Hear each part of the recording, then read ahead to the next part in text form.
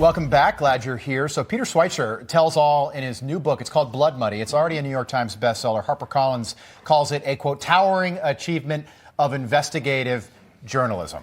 And Peter Schweizer joins us now. Good morning. Thank you so much for joining us. Can you break down this book and break down the essence of this book that you wrote? Yeah, basically, America's on fire. We see that every day with violence in the streets and social chaos.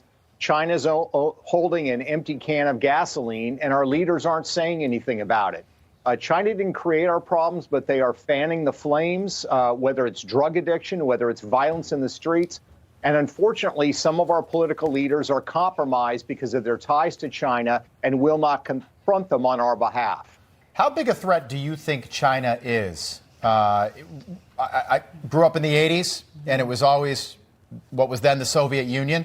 Now it seems like things have shifted to China. But China's a nation that hasn't actually fought in a major war. They were in a war in the late 70s. We keep talking about how prepared they are militarily. You know, obviously their population over 1 billion. How big a threat do you think China really is?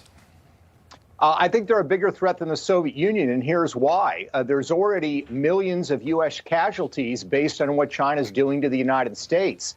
COVID is the obvious one. I point out not only that they covered up, but they actually carried out policies that maximize the body count on the United States. Fentanyl is another. Fentanyl is a Chinese operation from the precursors to the laundering of cartel money.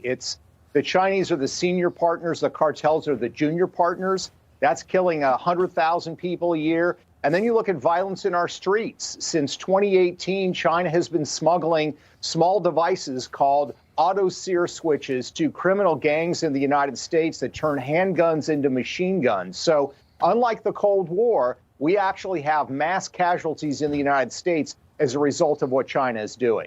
If people take one thing from this book, what do you hope that they take away from it?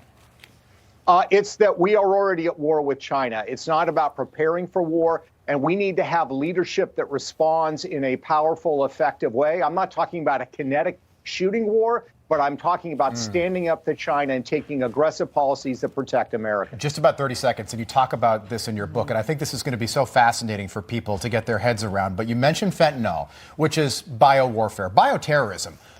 Would you add COVID-19 to that list as well? More than 1 million people have died. Absolutely.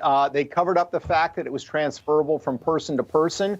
While they were doing so for 2 months, they cornered the market on PPE supplies, so our medical personnel had none.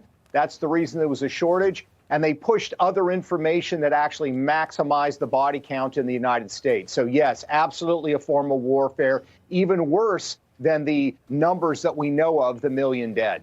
Peter, enjoyed the book. It is Blood Money. You don't need our help. It's already a New York Times bestseller. We appreciate you being with us. Good luck moving forward. Peter Schweizer, thank you.